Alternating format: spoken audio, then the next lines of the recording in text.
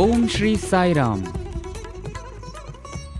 साई प्रेम वाणी के हमारे आज के प्रसारण में आप सबका हार्दिक स्वागत है।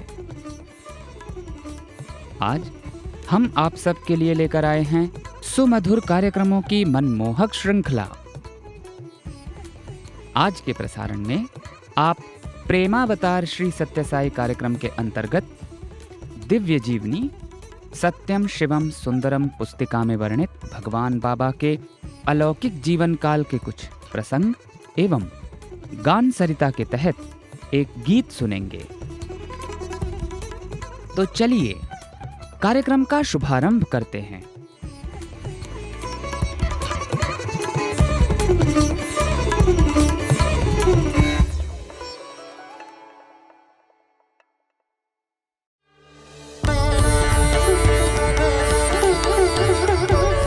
अब प्रस्तुत है हमारा कार्यक्रम प्रेमावतार श्री सत्य साई। आज इसके अंतर्गत हम दिव्य जीवनी सत्यम शिवम सुंदरम भाग 2 पुस्तिका में वर्णित भगवान बाबा के जीवन काल के कुछ प्रसंगों का एक भाग सुनेंगे।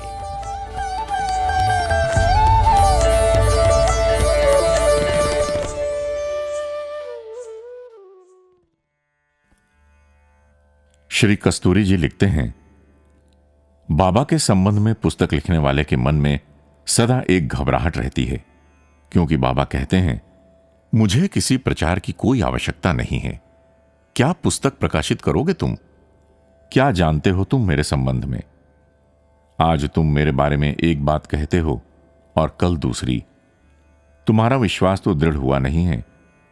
जब कुछ अनुकूल हो जाता है तो तुम प्रशंसा करते हो, किंतु कुछ भी प्रतिकूल हुआ तो दोषारोपण करने लगते हो, इधर से उधर भटकते हो।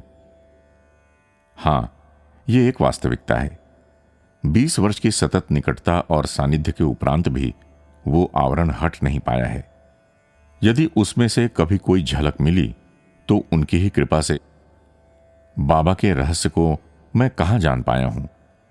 बाबा कहते हैं, पूर्ण निष्ठावान बने रहो, अपने ही सत्य अनुभव की बात करो, उस अनुभव को बढ़ा चढ़ाकर मत कहो। मैं उनके द्वारा दिए गए निर्देश के पालन करने का केवल प्रयास कर सकता हूं। बाबा कहते हैं, यदि तुम मुझे स्वीकार करते हो और हां कहते हो तो मैं भी उसका उत्तर हां हां हां देता हूं। यदि तुम न करते हो तो मैं भी न की प्रतिध्वनि कर देता हूं। आओ स्वयं अनुभव करो और उसके आधार पर विश्वास और श्रद्धा उत्पन्न करो। मुझसे लाभ उठाने का यही मार्ग है। यही कारण है कि यद्यपि बाबा ने अपनी जीवनी लिखने की स्वीकृति तो मुझे सन 1948 में ही दे दी थी, लेकिन जब मेरा अनुभव पूर्ण हो गया और मेरा विश्वास दृढ़ हो गया, तभी 12 वर्ष बाद सन 1960 में मुझे उसका लिखना आरंभ करने का संकेत मिला, क्योंकि उसके पूर्व का मेरा 30 वर्ष का अनुभव और लेखन सामाजिक व धार्मिक नेताओं के आलोचक और हास्य व्यंग लेखक के रूप में ही था। मेरा हास्य व्यंग लेखन, जिसमें इस प्रकार के नेताओं पर कटाक्ष और आलोचनाएं होती थीं, चमत्कारों के प्रति मेरी अरुचि पर आधारित होते थे, क्योंकि मैं सदा से ही रामकृष्ण मिशन से संबंधित रहा था। लेकिन बाबा कहते हैं, कुछ लोगों का कथन है कि श्री रामकृष्ण परमहंस के अनुसार आध्यात्मिक साधना के मार्ग पर आगे बढ़ते हुए अनेकों सिद्धियां और शक्तियां प्राप्त हो जाती हैं, किंतु उनका उपयोग करने से साधक का आगे बढ़ने का मार्ग अवरुद्ध हो जाता है, उसमें बाधाएं आती हैं। वास्तव में यह ठीक भी है। साधक इन सिद्धियों या शक्तियों के कारण पथभ्रष्ट हो सकता है। उसे तो इनसे निर्लिप्त रहते हुए सतत आगे बढ़ते रहने की आवश्यकता है। यदि वो इन सिद्धियों के आकर्षण में पड़ गया तो उसमें ऐसा अभिमान पैदा हो जाता है कि वो उसे अधोगामी बनाए बिना नहीं छोड़ता। ये सदुपदेश सभी साधकों के लिए हितकर है और इसका उन्हें पालन करना चाहिए। लेकिन गलती तब होती है जब मेरी बराबरी एक साधक से की जाती है और साधक और साध्य को बराबर समझा जाता है। मैं जो भी करता हूं वो अवतार के स्वभाववश करता हूं। लोग बिना ज्ञान के व्यर्थ दोषारोपण करते हैं। यदि तुम शास्त्रों का अध्ययन करो तो तुम्हें अधिक स्पष्ट रूप से दिखाई देगा, अन्यथा स्वयं ही अनुभव प्राप्त करो। अवतार के अभिप्राय को स्पष्ट करते हुए बाबा ने कहा है, मैं तुम्हारे हृदय में उठने वाले विचारों, उद्वेगों, आकांक्षाओं, तरंगों और भंवरों को भली प्रकार जानता हूं, लेकिन तुम मेरे हृदय को नहीं जानते हो। यदि तुम्हें कोई दुख या पीड़ा होती है या प्रसन्नता या सुख होता है तो उसका अनुभव मैं भी करता हूं, क्योंकि सबके हृदय में ही तो मैं रहता हूं। वही तो मंदिर है जहां मैं वास करता हूं।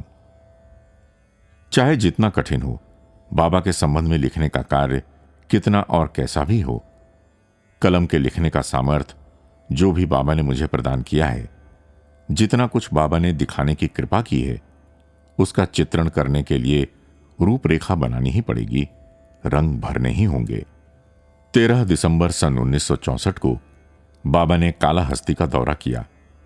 बाबा वहां वेंकटगिरी से पहुंचे थे। जैसा कि उन्होंने वहां से सैकड़ों मील दूर मंजेरी में राम मोहन राव से कहा था। 17 दिसंबर को बाबा ने कालाहस्ती के पास ही येरपेड़ू में व्यास आश्रम देखा, जहां से स्वर्गीय मलयाल स्वामी ने अद्वैत और उसके सार्वभौमिक और सार्वदेशिक संदेश का प्रचार व प्रसार करने के लिए बड़ा कार्य किया था। बाबा ने उनके संबंध में कहा, जो भी कोई मलयाल स्वामी के पास आया अथवा जिन हजारों लोगों से वे मिले, उनको उन्होंने असत्य के पीछे छिपे सत्य के महान गौरव और वैभव को समझाया।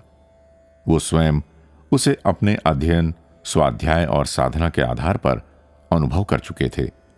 उन्हें इसका ज्ञान था। विद्या व साधना की इस पीठ के व्यवस्थापक स्वामी विमलानंद कई माह तक प्रशांति निलयम में रहे थे और वहीं से वे बनारस विश्वविद्यालय में संस्कृत का अध्ययन करने के लिए गए थे। वहां से जाते समय उन्होंने एक पद्यमाला की रचना की थी और उसे बाबा के कर कमलों में समर्पित किया था। जब उनके गुरु मलयाल स्वामी ने, जिनकी सारे आंध्र प्रदेश तथा आसपास के सभी राज्यों में बड़ी ख्याति और सम्मान था, अपनी पंच भौतिक देह त्याग दी, तब विमलानंद अपना भावी मार्गदर्शन प्राप्त करने के लिए बाबा के समक्ष उपस्थित हुए और संन्यास दीक्षा देने के लिए बाबा से प्रार्थना की। लेकिन बाबा ने उन्हें उनके गुरु से विलग नहीं होने दिया और उन्हें आदेश दिया कि उनके गुरु मलयाल स्वामी ने उन्हें जो निर्देश दिए थे उनका पालन करते हुए उन्हें अपना कार्य करना चाहिए। आश्रम का वातावरण व्यास के यश गौरव से गुंजित और सुवासित है तथा उनके तपस्यापूर्ण और कष्ट साध्य जीवन की याद दिलाने वाला है, जिसके आधार पर ही आंध्र प्रदेश ने उन्हें गुरु रूप में माना था। वहां वैदिक ऋचाओं का सस्वर पाठ होता था तथा जीवन के परम लक्ष्य और उसकी प्राप्ति के संबंध में चिंतन, मनन और विचार विमर्श होते थे। इसलिए बाबा ने वहां अपने अवतार के उद्देश्य और संदेश को प्रकट करते हुए कहा था, मेरा कार्य केवल लोगों के दुख दर्द और क्लेशों को मिटाना, उन्हें धीरज बंधाना और उनमें आस्था और विश्वास उत्पन्न करना ही नहीं है। ये तो स्वभावगत होता रहता है। मेरा मुख्य कार्य तो भारत में और संपूर्ण विश्व में वेदांत और वेदांतिक जीवन को व्यावहारिक रूप में पुनः स्थापित करना है। संस्कृत पाठशाला के विद्यार्थियों से बाबा ने कहा, दूसरों के साथ स्पर्धा होनी चाहिए। ईश्वरीय मार्ग पर द्रुत गति से बढ़ने में, चलने में, जीवन के इस परम लक्ष्य की प्राप्ति के लिए पूर्ण आत्मसंयम के साथ, अनुशासन के साथ विकास करो। देश को इसी प्रकार के नव युवकों की आवश्यकता है। केवल पढ़े लिखे किंतु अनुशासनहीन नागरिक देश को नहीं चाहिए, जो समाज में अव्यवस्था और अशांति फैलाते हैं।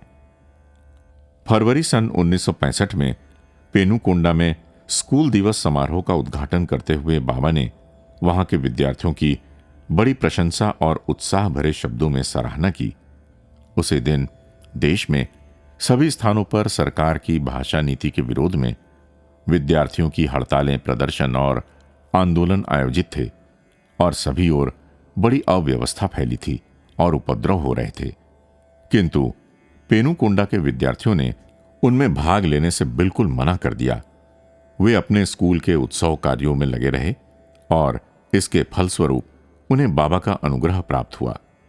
बाबा ने उनसे कहा, तुम लोगों को विद्याध्ययन के लिए स्कूल भेजने और इसके लिए अन्य सुविधाएं और सुख प्रदान करने के लिए तुम्हारे माता पिता सर्दी, गर्मी और बरसात में खेतों में जो परिश्रम करते हैं, उससे तुम लोगों के सिर पर एक बड़ा ऋण चढ़ता है। उससे उऋण होना, उसे पूरा करना तुम सबका प्रथम उत्तरदायित्व है। अन्य ऋणों या उत्तरदायित्वों को चुकाना या पूरा करना बाद में आता है, चाहे वो मातृभाषा का हो अथवा मातृभूमि का। मैं देख रहा हूं कि तुम लोग इसे भली प्रकार समझते हो और इसीलिए जबकि तुम लोगों के चारों ओर तूफान उठा हुआ है, तुम यहां शांति के साथ अपने उत्तरदायित्व को पूरा कर रहे हो। उसी फरवरी मास में प्रशांति निलयम में 450 बालकों का उपनयन संस्कार संपन्न हुआ। उस दिन उनके लिए बाबा ने कहा था, आज ये मेरी सेना में भर्ती हो गए हैं। ब्राह्मण, क्षत्रिय, वैश्य बालकों के जीवन में उपनयन संस्कार का बड़ा महत्व होता है। उस दिन बालक अपने गुरु के समक्ष दीक्षा के लिए उपस्थित होता है और गुरु से गुरु मंत्र आध्यात्मिक जीवन में अग्रसर होने की कुंजी देते हैं। बालक को एक नव जीवन प्राप्त होता है। वो एक नए द्वार की देहरी पर अपना पग धरता है। उस संस्कार के संपन्न हो जाने पर ही बालक द्विज हो जाता है।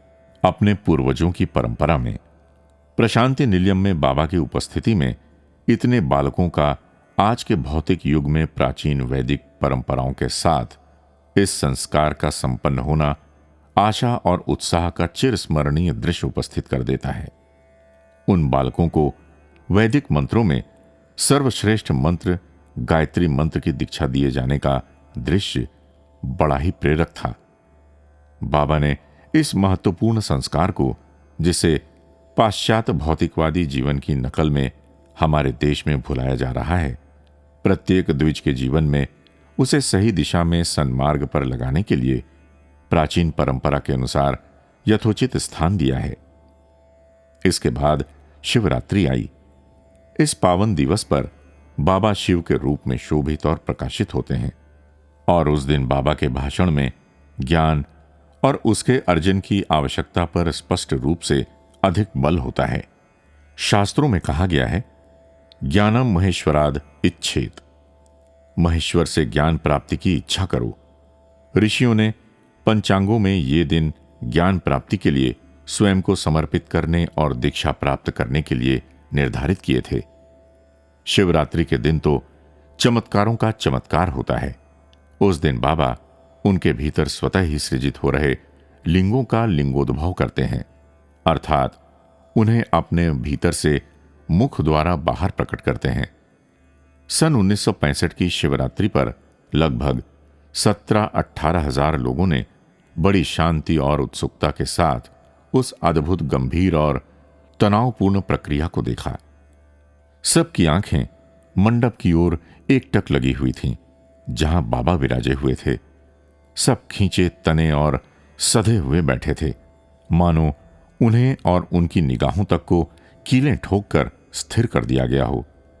यह तनावपूर्ण स्थिति उस समय अपनी पराकाष्ठा पर पहुंची जब एक स्निग्ध, प्रभापूर्ण, विमल, पारदर्शी लिंग बाबा के मुख से बाहर आया और उसकी हरित ज्योति की चमक से सबकी आंखें चकाचौंध हो गईं। वो लिंग ब्रह्मांड का, उस सृष्टि का जिसके शिव नित्य जागरण करते हुए चौकसी करते हैं, प्रतीक था। ये एक इतना सूक्ष्म और गहन, अति विशाल और आश्चर्यजनक प्रतीक है कि हमारी सीमित बुद्धि और सामर्थ्य से इसको सही रूप में समझ पाना दुष्कर है। इसकी हरित प्रभा के दर्शन से जो आनंद उमड़ा, तो कृतज्ञता की अभिव्यक्ति में आनंदाश्रु प्रवाहित हो चले। आकाश में जगमगाते तारों में मनुष्यों के हृदय में, हर वस्तु में, हर जीवन में, जड़ और चेतन में जो प्रकाश, जो स्पंदन है, उसी के सौंदर्य और तेज की ही तो वो झलक थी। उस शिवरात्रि के पश्चात 2 सप्ताह तक बाबा ने उन सभी रोगियों, वृद्धों, अपंगों तथा अन्य दूसरों को जो वहां आए हुए थे और जिनकी ओर शारीरिक, मानसिक या आध्यात्मिक दृष्टि से तत्काल ध्यान दिए जाने की आवश्यकता समझी, उन्हें व्यक्तिगत रूप से अपने पास बुलाकर उन पर अपना अनुग्रह प्रकट किया। इसके बाद बाबा गोदावरी के डेल्टा क्षेत्र में स्थित काकीनाडा गए, जहां उन्हें अपने पूर्व रूप शिरडी साई बाबा के मंदिर का उद्घाटन करना था। काकीनाडा में अपार जन समूह एकत्र हुआ, जो उस नगर में समा नहीं रहा था। गली, मार्ग और सड़कें खचाखच भरी थीं। मकानों की छतों पर इतने लोग जमा थे कि लोगों को भय होने लगा कि कहीं छतें बैठ न जाएं और दुर्घटना न हो जाए। बाबा ने उस अपार भीड़ पर एक दृष्टि डालते हुए कहा कि प्रत्येक स्त्री, पुरुष और बालक की सुरक्षा के लिए एक दृष्टि ही पर्याप्त है। कुछ भी अशुभ नहीं होगा, चिंता न करें। अपने भाषण में बाबा ने कहा, भगवान को जिस किसी भी नए नाम से तुम पुकारते हो, उसके लिए अलग से मंदिर बनाने की कोई आवश्यकता नहीं है। इसी प्रकार भगवान के नए रूप धारण करने पर नया मंदिर बनाने की आवश्यकता नहीं है। तुम भगवान को कहीं भी और किसी भी समय पुकार सकते हो। प्राचीन मंदिर सच्चे भक्तों की कई पीढ़ियों की पवित्रता और प्रार्थना से पूर्ण है। इस संचित पूंजी से स्वयं को वंचित रखना तुम्हारे लिए अनुचित होगा। काकीनाडा से बाबा वहां से 20 मील दूर स्थित एक छोटे से गांव संपारा पधारे। यद्यपि ये गांव प्रशांति निलयम से 750 मील दूर है, किंतु वो भक्ति का सुंदर, पूर्ण विकसित उद्यान था। कुछ वर्षों से इस गांव के 50 से 100 भक्तों के समूह प्रशांति निलयम में तीर्थ यात्रा के लिए आते रहते थे और अपनी श्रद्धा, विश्वास और भक्ति को पूर्ण संयम और अनुशासन के साथ कई सप्ताह तक रहकर दृढ़ करते थे। इस छोटे से गांव का प्रत्येक घर प्रशांति निलयम बन गया, जहां प्रणव जप, भजन व नाम स्मरण के चारों ओर उनकी नियमित जीवन प्रक्रिया चलती। प्रतिवर्ष वहां भागवत का पाठ होता, जो महीनों तक चलता। बाबा जब वहां पधारे तो उस गांव की सजावट का कहना ही क्या था।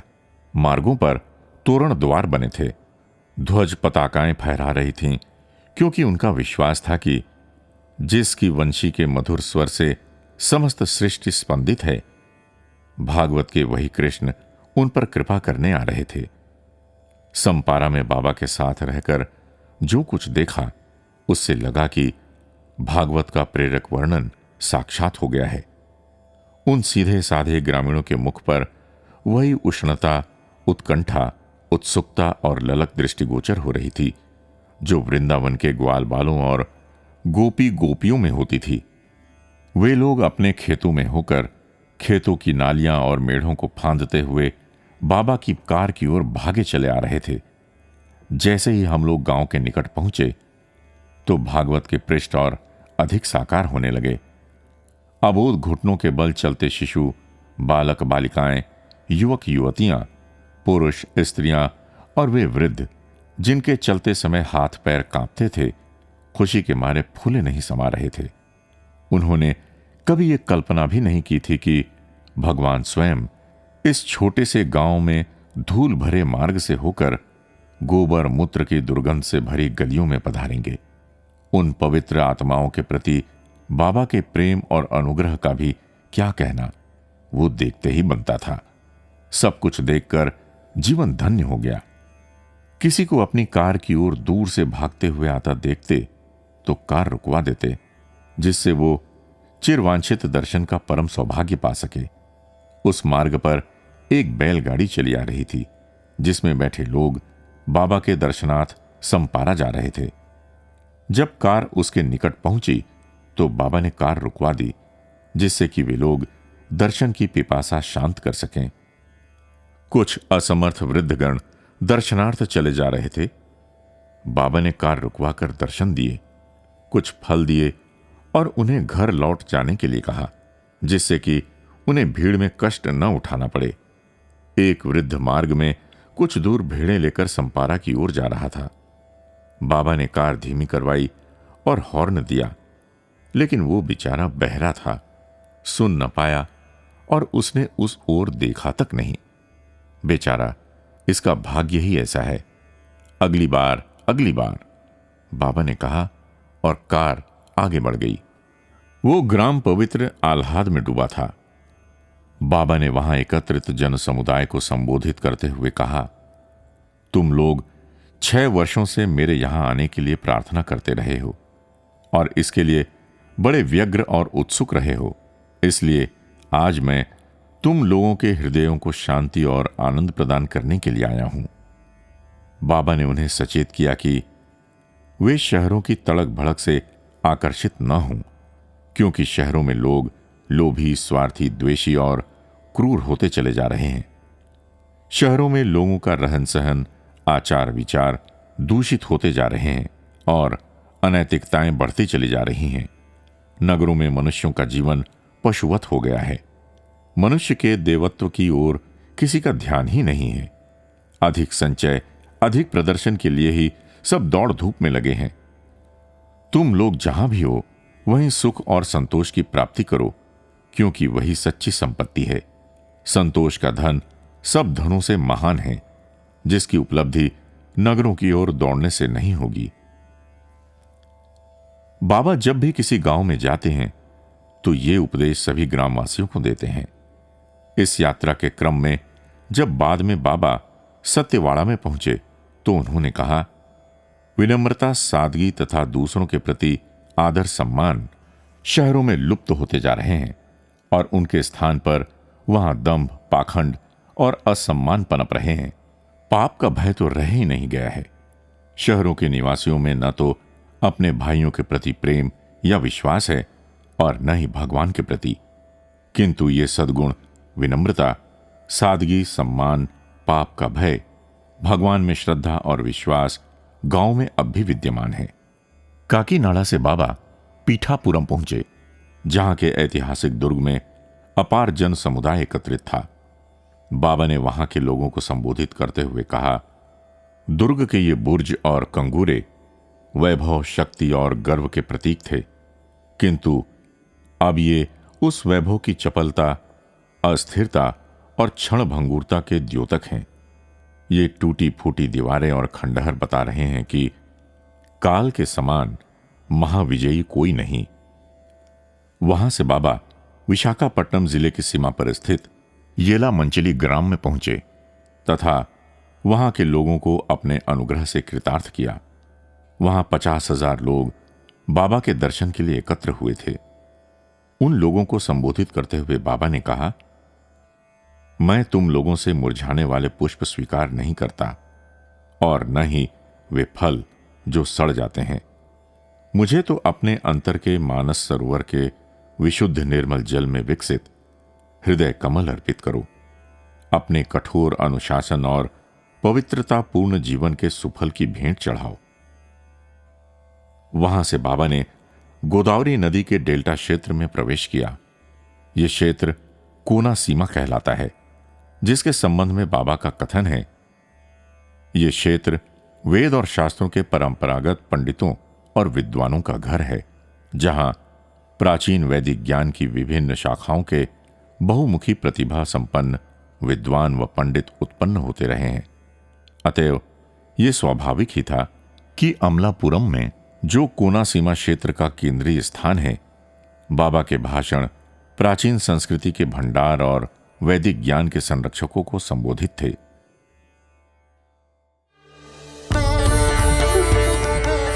अभी आप सुन रहे थे हमारा कार्यक्रम प्रेमावतार श्री सत्य साई।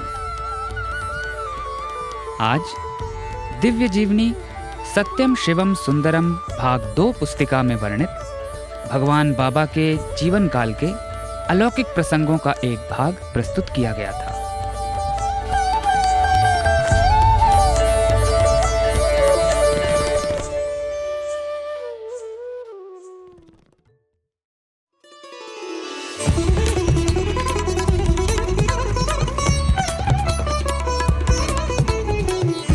साई प्रेम वाणी, भगवान श्री सत्य साई बाबा का दिव्य संदेश, अब हिंदी में।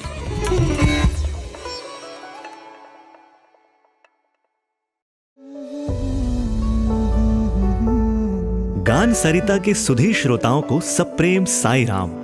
प्रस्तुत है भगवान श्री सत्य साई बाबा के सानिध्य में पले बढ़े भगवान के छात्रों द्वारा प्रस्तुत एक गीत, जिसके बोल हैं, कैसे जीऊं मैं यूं तेरे बिन। इस गीत में विद्यार्थियों ने भगवान से अपने रिश्ते को बयां किया है और श्री सत्य साई बाबा के बिना जीवन की कल्पना का दर्द भी बयां करते हैं। तो आइए चलते हैं इस संगीत में सफर पर।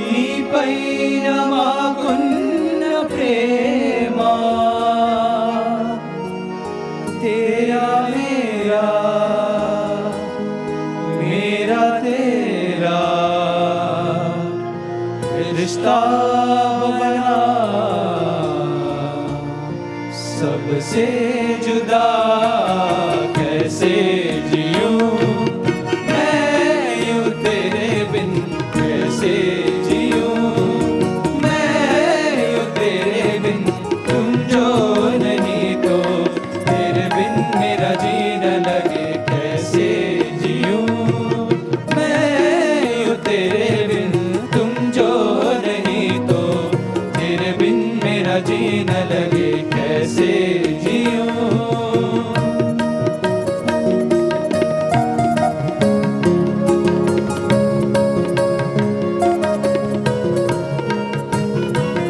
ये भूल कैसे करूं मैं भूल जाऊं तुझको। मैं खो भी जाऊं कहीं तो तुम ढूंढ लेना मुझको। तेरा मेरा मेरा तेरा रिश्ता बना सबसे जुदा, कैसे जीऊं मैं यूं तेरे बिन। तुम जो नहीं तो तेरे बिन मेरा जीना लगे, कैसे जीऊं।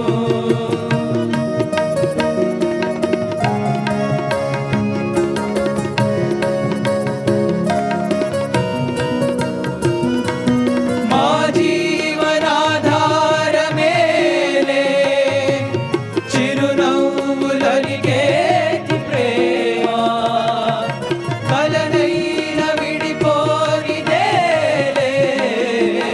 నీపైన మాకున్న ప్రేమ तेरा मेरा मेरा तेरा रिश्ता बना सबसे जुदा, कैसे जीऊं मैं यूं तेरे बिन। तुम जो नहीं तो तेरे बिन मेरा जीना लगे, कैसे जीऊं।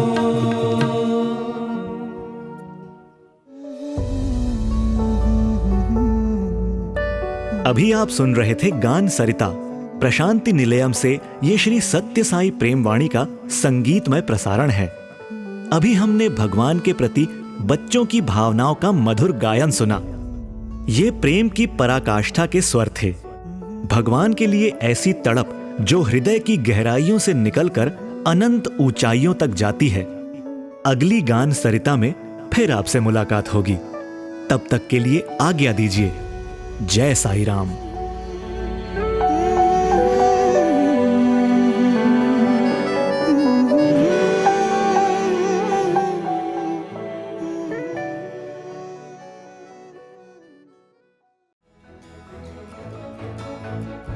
इसी के साथ हमारे साईं प्रेम वाणी कार्यक्रम का समापन होता है। उम्मीद है हमारा आज का कार्यक्रम आपको पसंद आया होगा। आपके सुझावों को हम तक व्हाट्सएप द्वारा जरूर भेजें। हमारा व्हाट्सएप नंबर है 9393258258 9393 258 258। हिंदी भाषा में हमारी ये सभी प्रस्तुतियां YouTube पर भी उपलब्ध हैं। इन्हें वहां देखने सुनने के लिए हमारे YouTube चैनल को सब्सक्राइब करें और कमेंट बॉक्स में अपने सुझाव देना ना भूलें। हे साईं, तुमसे नजदीकियां तो कठिनाइयों में ही दिखती हैं, बाकी वक्त तो हम खुद को शहंशाह समझते हैं। स्वामी, हमारे दिलों को विनम्रता से भरकर हमारे शीश आपके चरणों में सदैव झुके रहें। इसी प्रार्थना के साथ हम आप सबसे विदा लेते हैं। धन्यवाद। जय साईं राम।